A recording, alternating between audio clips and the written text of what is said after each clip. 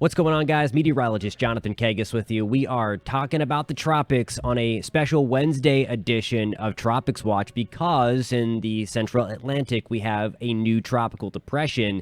This was formerly Invest 96L, that tropical wave east of the Leeward Islands.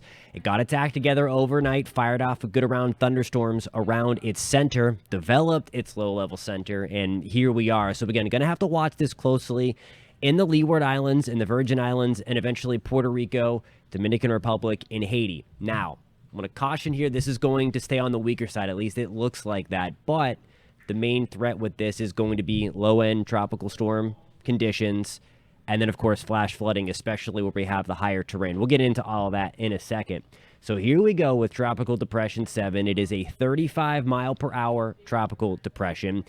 Here is the official forecast from the National Hurricane Center, and you see as we get Thursday night into Friday, that's when we could have tropical storm conditions in the Leeward Islands, and then it's going to be early Saturday morning toward the Virgin Islands, and then you see that cone taking up all of Puerto Rico as we get into Saturday, and then eventually the Dominican Republic and Haiti as a weakening storm.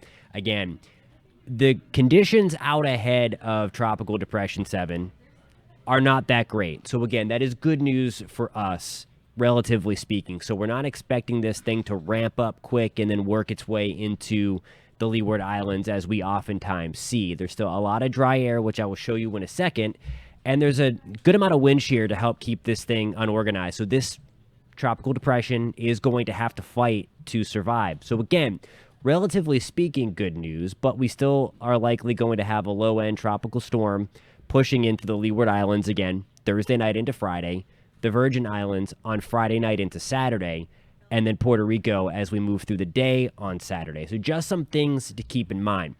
Here are the models, the spaghetti models, as we always call them, because it looks like spaghetti.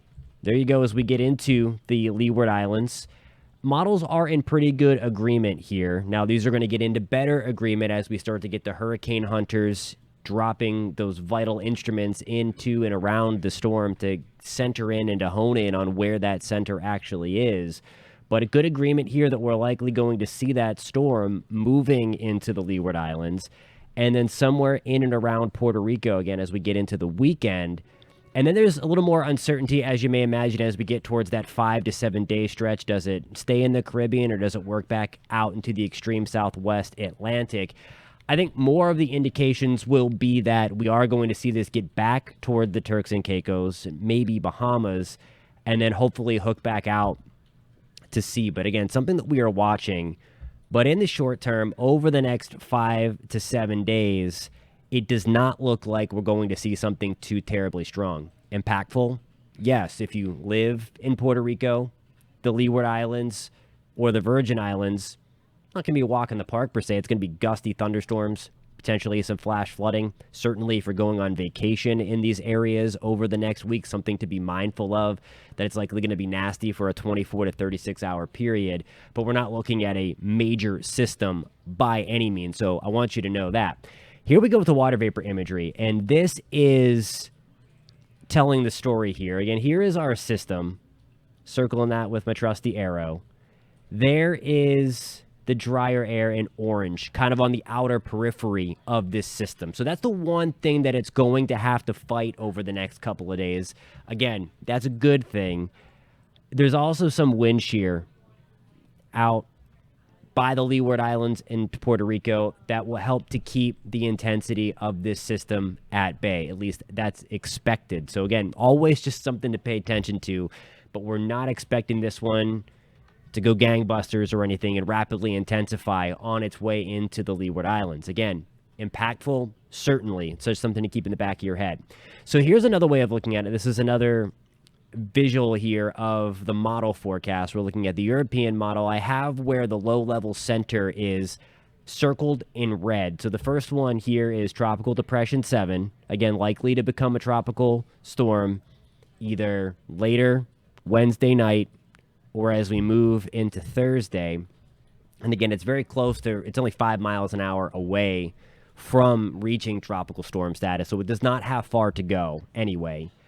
Also highlighted here, another wave that would be moving off of Africa. So again, something to just keep in mind. We are still in the peak of hurricane season. So it's been a very quiet year. I know a lot of people just writing the rest of the season off, and I hope that we can, but you never can as we move through the peak. Again, September 18th, we're going to pause this in the morning of September 18th. So you see here, our little guy, I guess it's going to be a girl. Fiona is the next name. But anyway, our system here is kind of being shredded by the mountains of the Dominican Republic and Haiti. So that's one of the reasons why this is not going to have a chance to really grow up big and strong, because its center is going to be really going through all of the mountains of Puerto Rico and then the bigger mountains of the Dominican Republic and Haiti. I'm going to put this into motion here, and again, your eye is going to be drawn to this next little thing here. The European does want to start to get crazy with a few of these waves. Not every model is on board with these secondary waves that I'm going to get to in a second. But first of all, we're going to focus on, as we move into September 20th, about a week from now, our little entity pushing out into the Turks and Caicos, maybe closing in on the Bahamas, but then lifting away closer to Bermuda. So Bermuda, we're going to have to watch this in the long term. Again, this is about 10 days away. That's on September 24th. So keep tabs on this date here.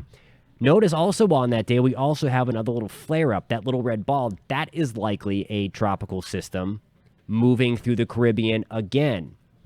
So something to be mindful of, that we're going to have these waves that are going to have the opportunity to develop over the next 10 days.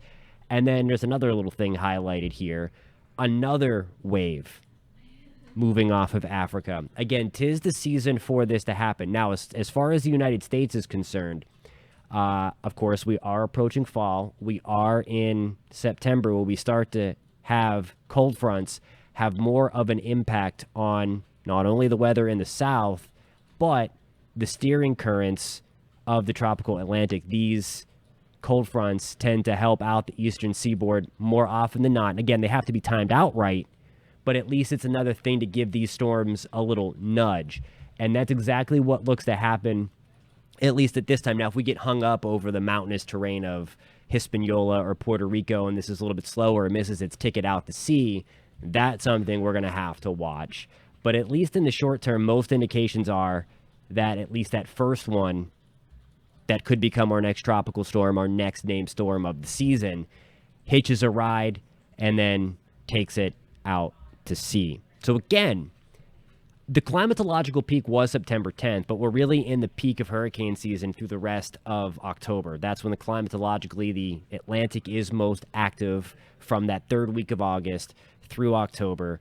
We've just been lucky so far this year, and hopefully we stay that way with just these, relatively speaking, weaker systems. Now, again, weaker systems can still be impactful, like we may see with our next tropical storm. Next name on the list is Fiona, so we'll be watching for that to see if we actually get Fiona. It's forecast to happen, but it's not always a certainty. Again, there's some pretty hostile conditions out there. Hostile for the storm, good for us. And then Gaston will be the one to follow if, in fact, we do see some development come our way beyond Tropical Depression 7. Alrighty, guys, keep it here. Again, if you are new to this channel, we would love if you subscribe. You can hit me up on Twitter. That's going to be at Jonathan Kegas as well, or post comments in the comment section if you have any questions. Again, we are watching this for our friends in the Caribbean, into Puerto Rico especially, and then eventually Dominican Republic and Haiti. Early indications is that this is going to turn and stay away from the United States and be relatively weak. But again, something that we are watching, because Tropical Depression 7 did flare up a little more than expected overnight. So you can never completely let your guard down until we get into December. Thanks, guys, for tuning in. This has been another edition of Tropics Watch. We'll catch you next time.